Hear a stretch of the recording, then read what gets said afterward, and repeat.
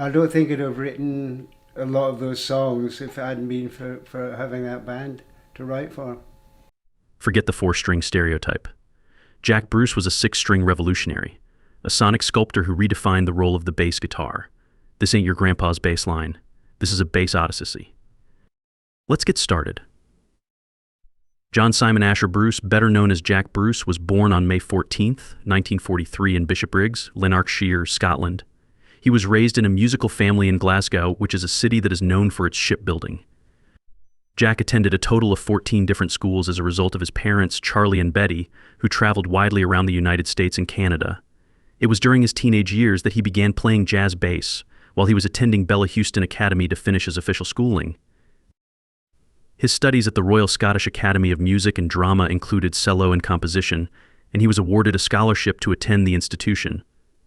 It was Jim Charg's Scottsville Jazz Band that he played in so that he could provide for himself.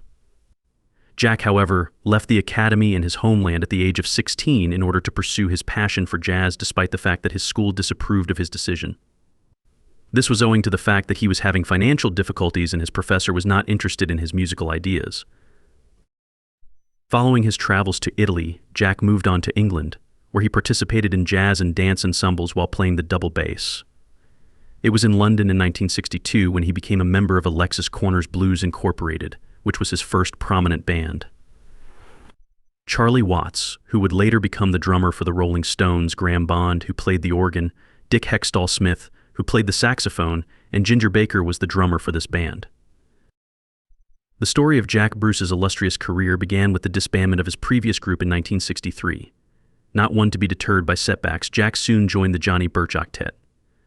His time with the octet was a crucial period of growth, but it was his next venture that would set the stage for his future in the music industry.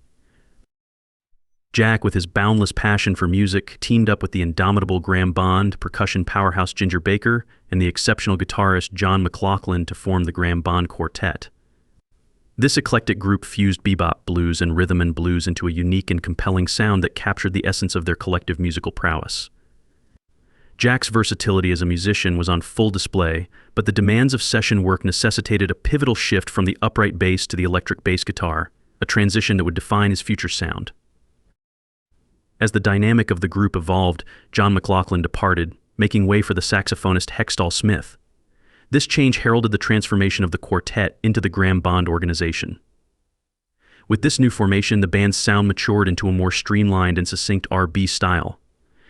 The Graham Bond organization's contributions to the music scene included 2 studio albums and several singles. However, despite their musical innovations, mainstream success eluded them. Amid their creative endeavors, a notorious rivalry brewed between Jack Bruce and Ginger Baker. Their mutual hostility often manifested in acts of sabotage against each other's equipment and even escalated to physical altercations during performances. This intense discord reached a boiling point, leading to Jack's departure from the band in August 1965. Following his exit from the Graham Bond organization, Jack Bruce embarked on a solo career. In 1965, he released the single I'm Getting Tired under Polydor Records, marking the beginning of his journey as a solo artist. This period was not just a departure from the band, but also a bold step towards personal artistic exploration and innovation. Jack Bruce's musical odyssey continued when he joined John Mayall's Blues Breakers, a band that also featured the legendary guitarist Eric Clapton. Although Bruce's stint with the Blues Breakers was brief and did not result in any releases during his tenure, his contributions were later immortalized in compilations such as Looking Back and Primal Solos. These recordings showcased the unique chemistry and raw energy that Bruce brought to the band, highlighting his evolving bass guitar prowess. After his short-lived period with the Blues Breakers, Jack Bruce found a new opportunity with the band Manfred Mann in 1966. It was with Manfred Mann that Bruce achieved significant commercial success. He played on the hit single Pretty Flamingo, which soared to the top of the UK singles chart. This achievement marked one of the 2 number-1 records in Bruce's career, the other being an uncredited bass part on the Scaffold's Lily the Pink.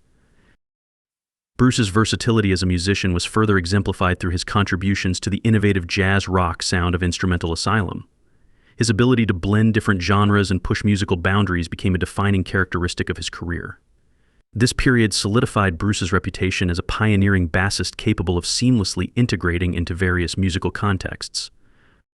Years later, during an episode of VH1's classic album series that focused on Disraeli Gears, John Mayall reminisced about Bruce's time with Manfred Mann. Mayall noted that Bruce was initially drawn to Manfred Mann due to their commercial success, which was a testament to Bruce's ambition and desire to reach a broader audience. Manfred Mann himself recalled that Bruce played his first gig with the band without any prior rehearsal, effortlessly adapting to the chord changes and demonstrating his exceptional musical intuition. While with Manfred Mann, Jack Bruce's collaborative spirit led him to work with Eric Clapton once again, this time as part of the supergroup Powerhouse. This collaboration further cemented Bruce's status as a versatile and highly sought-after musician. The synergy between Bruce and Clapton, combined with their mutual respect for each other's talents, resulted in a series of remarkable performances that left a lasting impact on the music world. In a significant collaboration, Jack Bruce teamed up with a lineup that featured Steve Winwood, credited as Steve Anglo, on vocals, Pete York from the Spencer Davis Group on drums, Ben Palmer on piano, and Manfred Mann's Paul Jones on harmonica.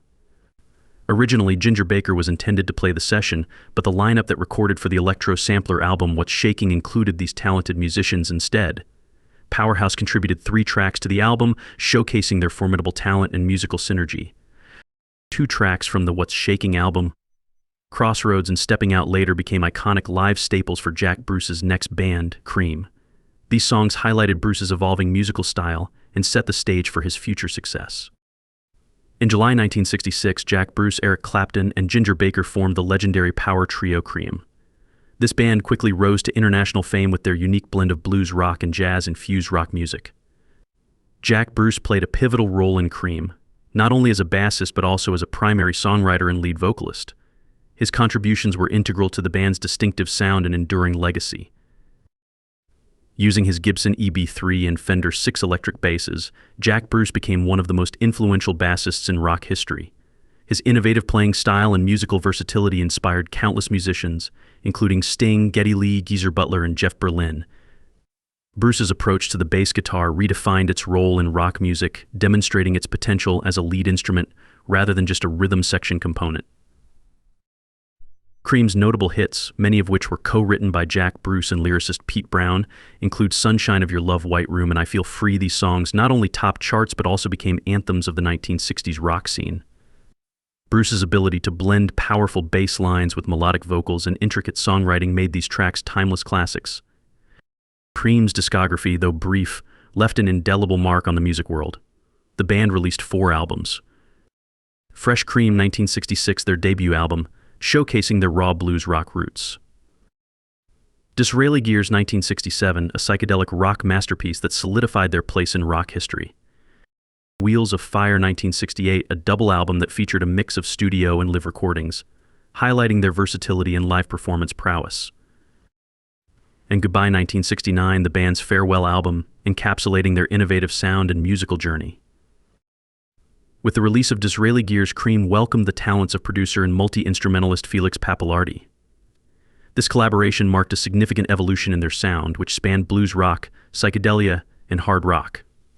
Cream's innovative music resonated with audiences globally, resulting in over 15 million records sold worldwide. One of Cream's most notable achievements was Wheels of Fire, the first double album to achieve platinum status. This landmark record featured timeless hits like Sunshine of Your Love and White Room, cementing the band's place in rock history. The album's success was a testament to Cream's ability to blend different genres and push musical boundaries. Despite their success, rising tensions between Jack Bruce and Ginger Baker led to Cream's breakup in May 1968. However, the band was persuaded to record one final album, Goodbye, and embarked on a farewell tour. The tour concluded with 2 iconic performances at the Royal Albert Hall in November 1968. These final concerts were filmed and later released as the farewell concert home video in 1977, offering fans a lasting glimpse of Cream's legendary live performances. Following Cream's dissolution, Jack Bruce's career continued to flourish through a series of diverse collaborations. He worked across a wide range of genres, including hard rock, jazz, blues, R&B, fusion, avant-garde, world music, and third-stream classical. This versatility underscored Bruce's adaptability and his constant quest for musical exploration. Jack Bruce also released numerous solo albums, each showcasing his penchant for melodic songs with intricate structures. Many of these albums featured lyrics by his longtime collaborator Pete Brown and were supported by a core band of top-tier musicians. His solo work not only highlighted his prowess as a songwriter but also his ability to create complex, layered compositions. In addition to his studio albums, Bruce's live solo albums and DVDs captured the essence of his improvisational skill, reminiscent of his days with Cream. These live recordings allowed him to explore extended improvisations, delighting audiences with spontaneous and dynamic performances that harkened back to the improvisational spirit of his earlier career. In August 1968, even before Cream officially disbanded, Jack Bruce embarked on a groundbreaking project. He recorded a semi-acoustic free jazz album with notable musicians John McLaughlin, Dick Hextall-Smith, and John Husman. This album, Things We Like, released in 1970, is often regarded as a precursor to the jazz fusion explosion of the early 1970s. This project showcased Bruce's versatility and his willingness to explore new musical territories. Jack Bruce's solo debut, Songs for a Tailor, was released in September 1969. Featuring contributions from Dick Hextall-Smith and John Husman, the album was a global success. Bruce supported the album with a short but impactful tour, during which he was backed by Larry Coryell and Mitch Mitchell. The tour helped solidify Bruce's reputation as a formidable solo artist, independent of his work with Cream. In 1970, Jack Bruce joined the jazz fusion band Lifetime for their second album, Turn It Over. This collaboration included Tony Williams, John McLaughlin, and Larry Young, forming a supergroup that pushed the boundaries of jazz and rock. By the time Lifetime released their third album, Ego, in 1971, Ron Carter had replaced Bruce on bass, but Bruce still made a significant contribution with a guest vocal. Bruce's third solo album, Harmony Row, released in 1971, did not achieve the same commercial success as Songs for a Tailor. However, it remains a critically acclaimed piece of work. One of its standout tracks, The Consul at Sunset, inspired by Malcolm Lowry's novel Under the Volcano, was released as a single but failed to chart. Despite its commercial performance, the album showcased Bruce's continued evolution as a songwriter and musician. In 1972, Jack Bruce formed the blues rock trio West, Bruce and Lang with Leslie West and Corky Lang, both from the band Mountain. This new group combined Bruce's robust bass lines and vocal prowess with West's guitar virtuosity and Lang's dynamic drumming. The trio brought a fresh energy to the blues rock scene, further expanding Bruce's already diverse musical portfolio. The blues rock trio West, Bruce and Lang, released 2 studio albums, Why Don't You and Whatever Turns You On. They also produced a live album, Live and Kicking. Despite their initial success, the band disbanded just before the release of the live album in early 1974. In 1974, Jack Bruce released his 4th solo album, Out of the Storm, which showcased his continued evolution as a solo artist. That same year, Bruce also contributed to Frank Zappa's Apostrophe album, where he was credited for his bass work and co-authorship on several tracks, further cementing his status as a versatile and innovative musician. In 1973, Bruce played bass on Lou Reed's critically acclaimed album, Berlin.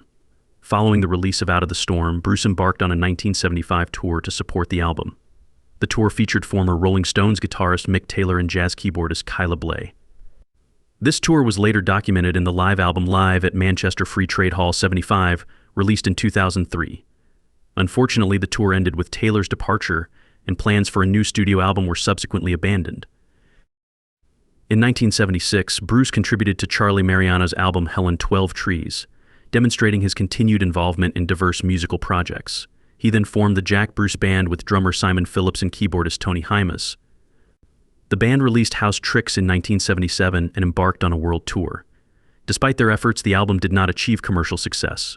Their follow-up album, Jet Set Jewel, was rejected by their label, RSO, leading to Bruce being dropped by the label. Jack Bruce's career during the 1970s was marked by a series of ambitious projects and collaborations, reflecting his relentless pursuit of musical innovation.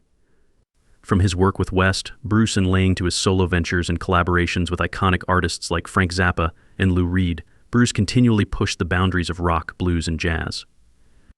Despite facing commercial challenges, his contributions during this period remain a testament to his enduring influence and versatility as a musician.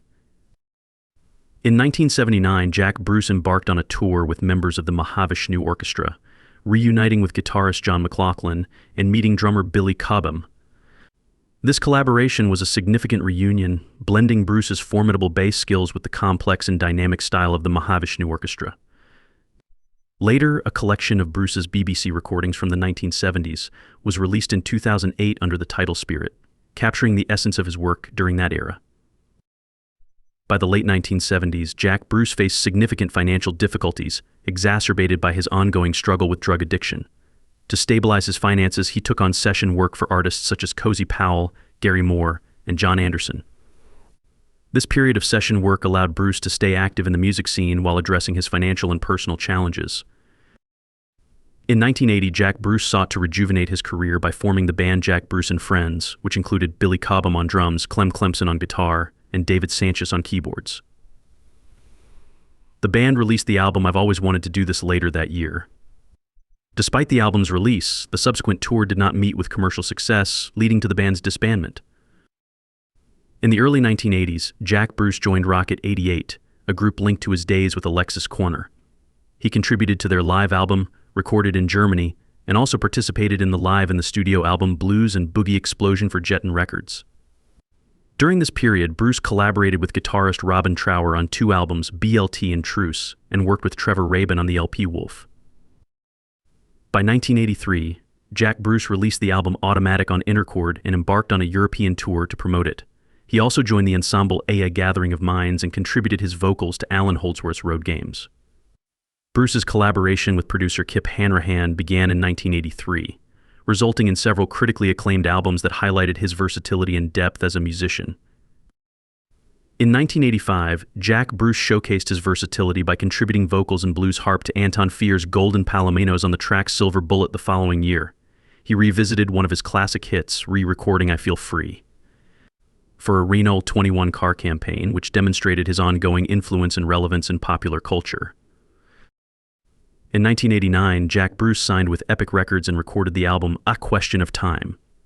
This album was notable for featuring Ginger Baker on drums, marking their first collaboration since Cream's disbandment. The reunion was significant, and Baker joined Bruce's band for a U.S. tour as the decade came to a close, bringing their iconic synergy back to the stage.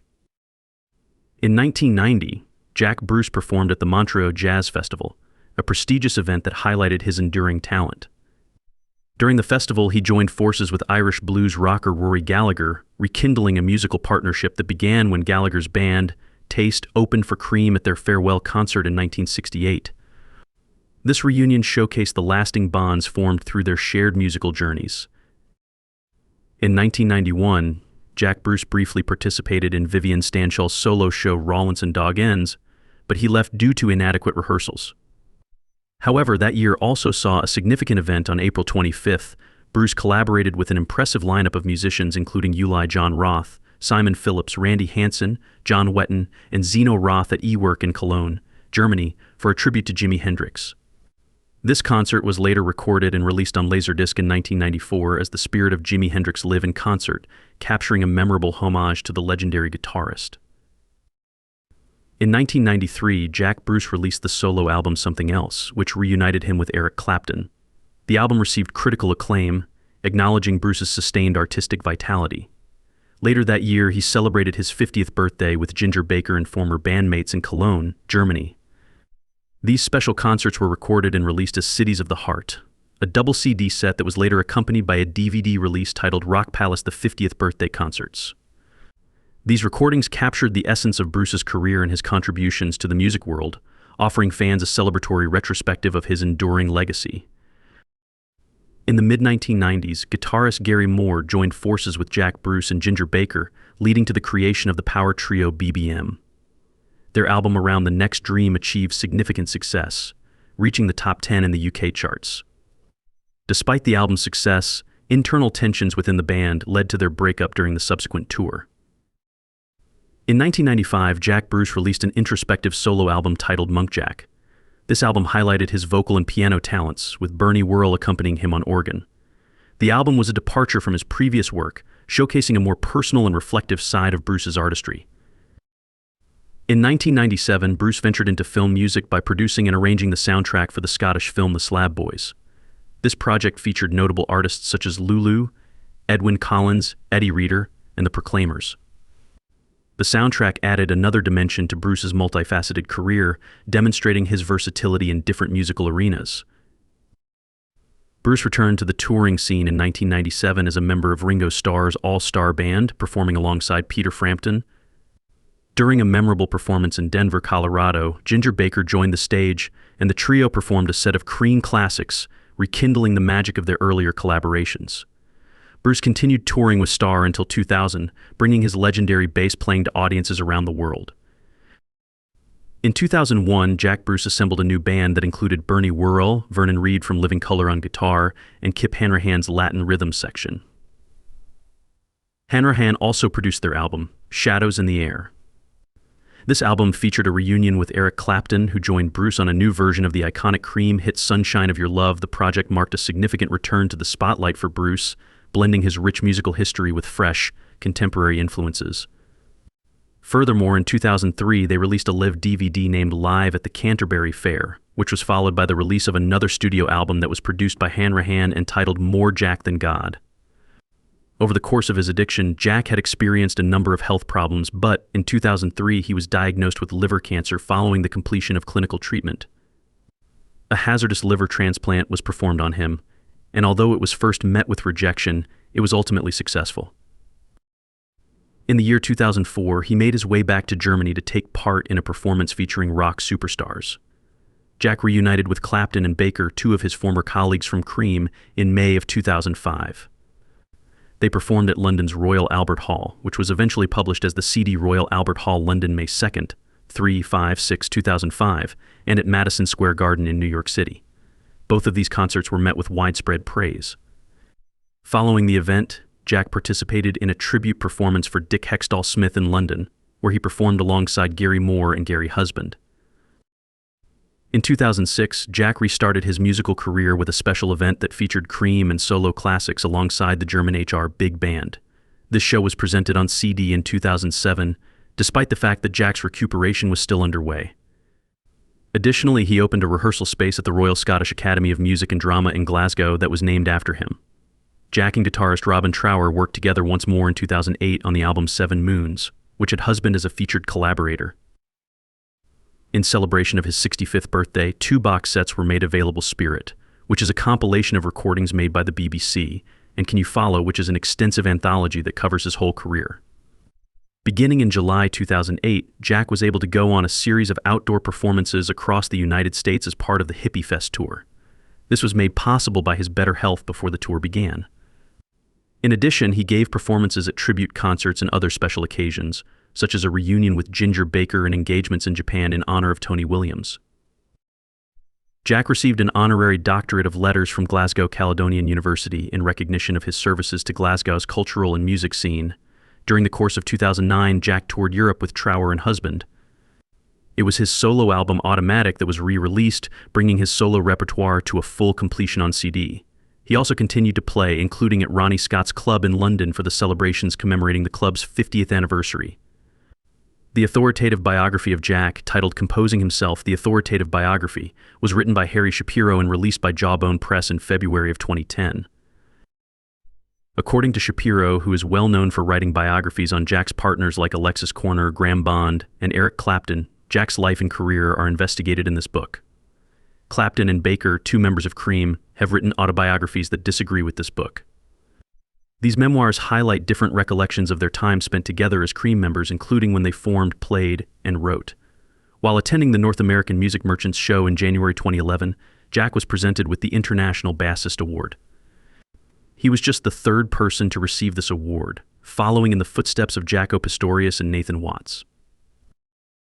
In October of 2010, he released his independent album titled Live at the Milky Way, Amsterdam 2001. The album included the Quickland Express.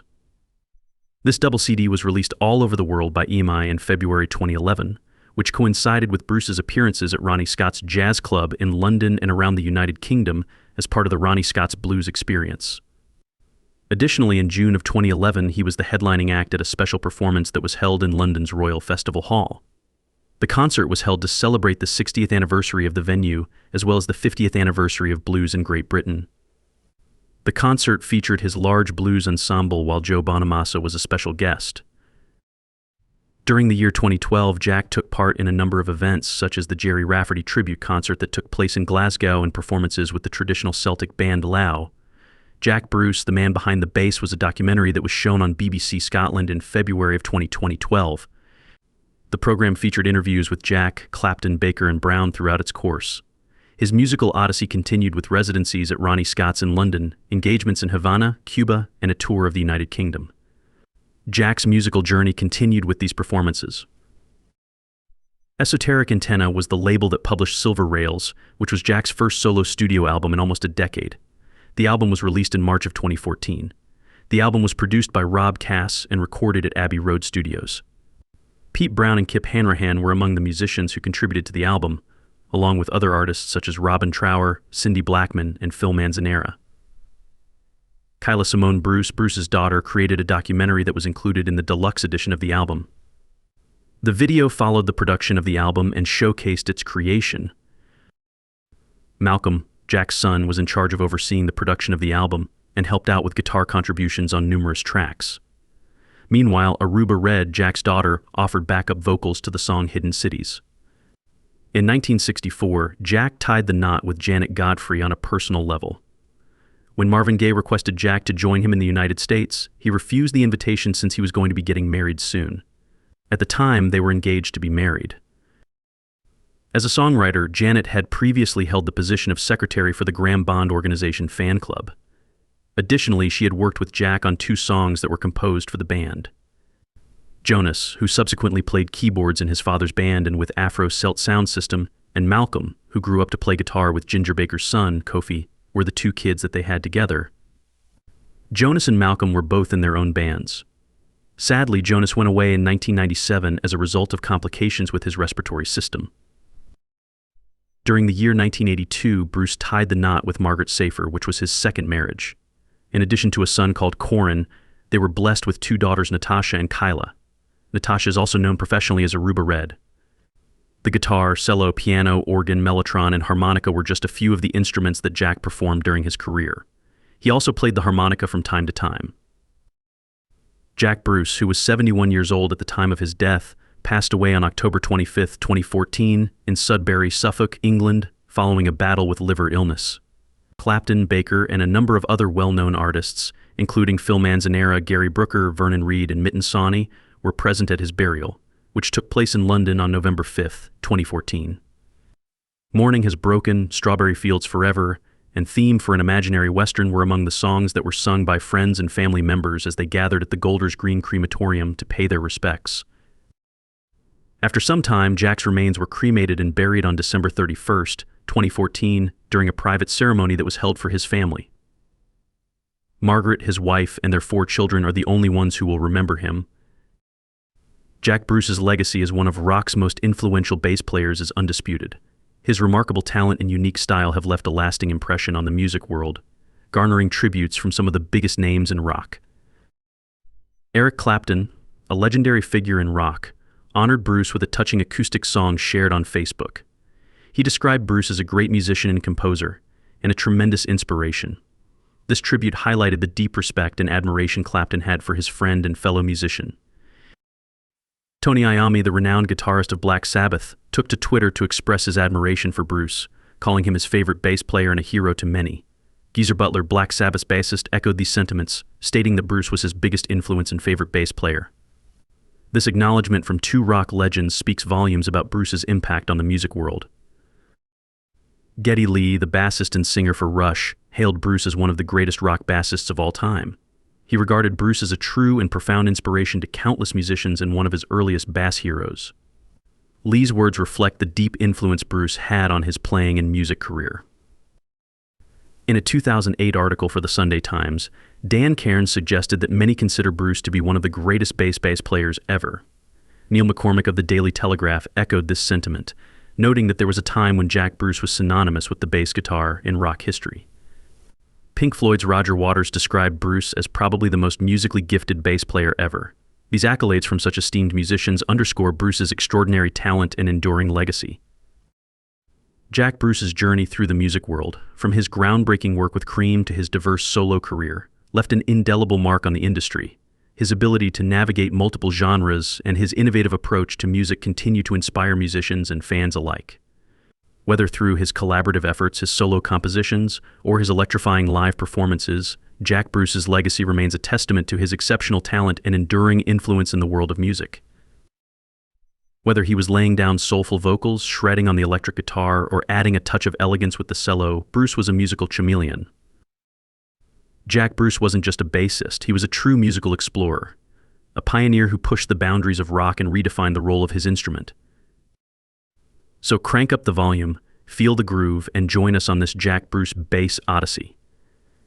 Hit that subscribe button and delve deeper into the world of this musical legend. See you next time.